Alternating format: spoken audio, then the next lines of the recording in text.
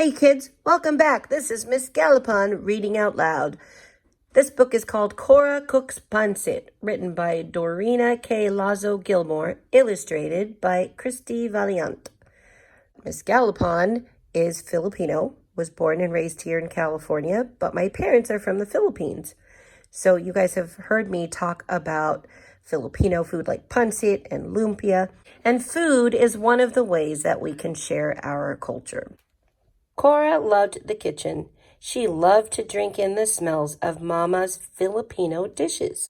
Cora's older sisters and brother often helped with the cooking. They got the grown-up jobs like shredding the chicken or mixing noodles in the pot. They sliced vegetables and rolled lumpia into tidy egg roll shapes.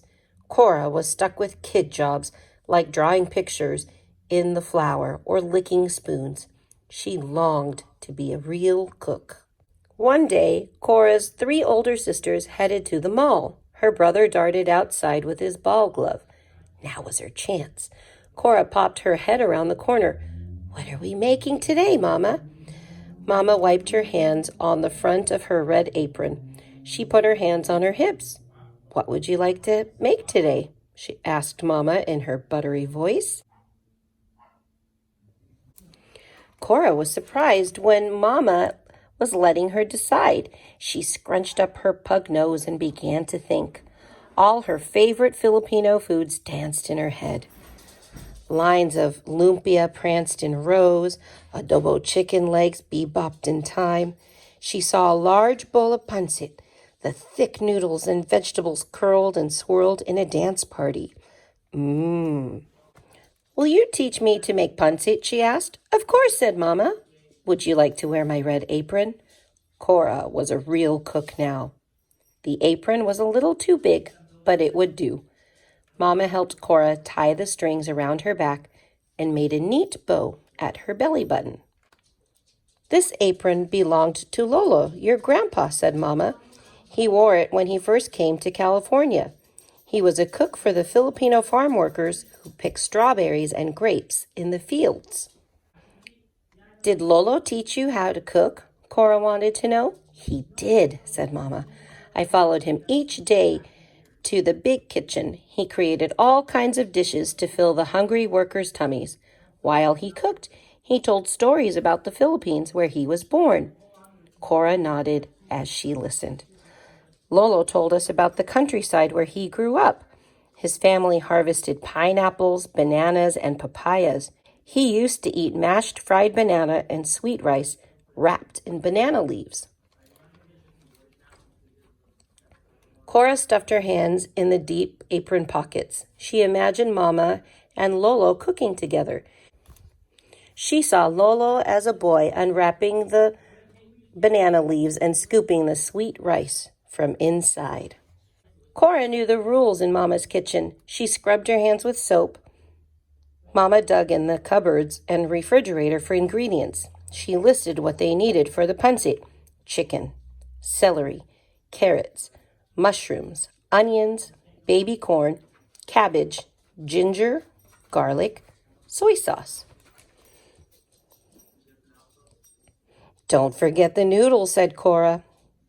"Oh, yes, the noodles," said Mama. "Let's get started," Mama told Cora. "Open the package of rice noodles and put them in this bowl of water.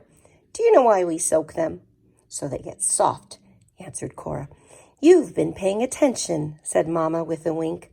Cora opened the package. She plopped the big clump of noodles into the bowl. Meanwhile, Mama took out some chicken she had cooked earlier. This was Mama's special stash. She used chicken for all kinds of Filipino dishes, like tangon, chicken curry, and lumpia. "Want to help me shred?" asked Mama. Cora's eyes grew wide. A grown-up job. She was ready. She pulled the chicken pieces apart the way her older sister Prim did. She placed them on a plate. Cora snuck a tiny bite of chicken. She rolled it to the back of her mouth before Mama noticed. The salty taste tickled her tongue. "I'll chop," said Mama. Cora arranged the vegetables in neat rows. Mama chopped celery stalks, carrots, cabbage, and onions.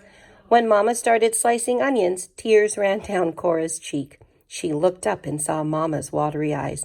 "Onions make us cry," sang Mama. They both laughed. Mama took out her huge pancit pan with the shiny copper outside and big handles. The pan was deep enough to hold all the ingredients. Cora danced on her tiptoes to see inside. Mama asked Cora to step back while she added some oil and the vegetables to the pan. The pot began to hiss and sizzle.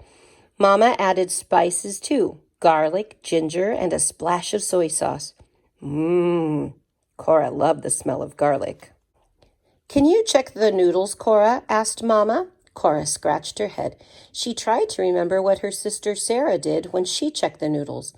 Cora thought she should sniff the noodles, but she picked up the bowl too quickly, and water sloshed onto the floor.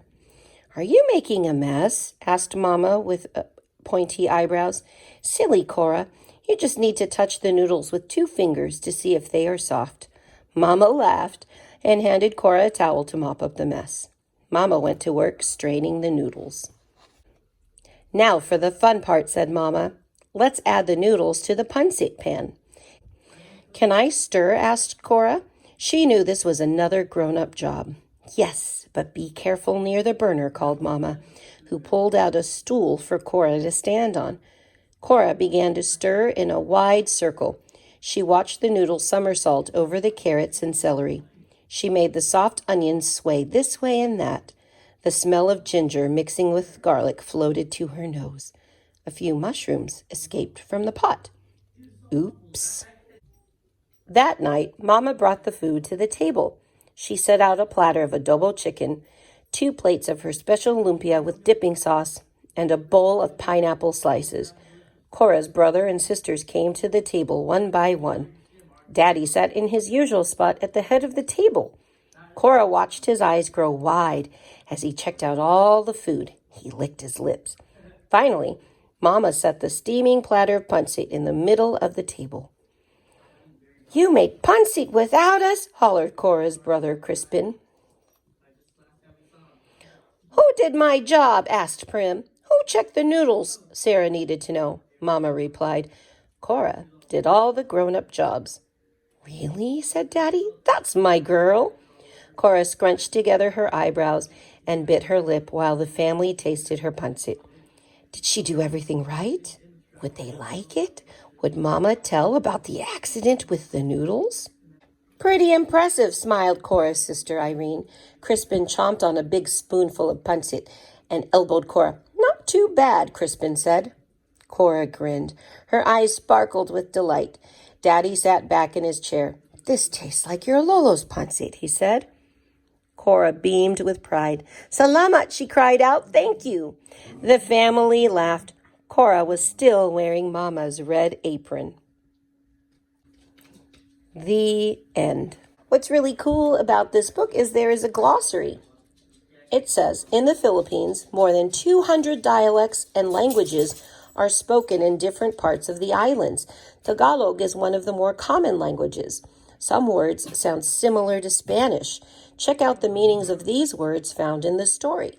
So, the first word says adobo. It's a way of cooking meat using vinegar and soy sauce.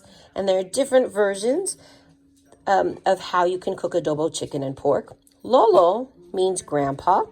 Lumpia is the Filipino version of an egg roll, and it usually has vegetables and meat, and then it's wrapped, frozen, and then fried.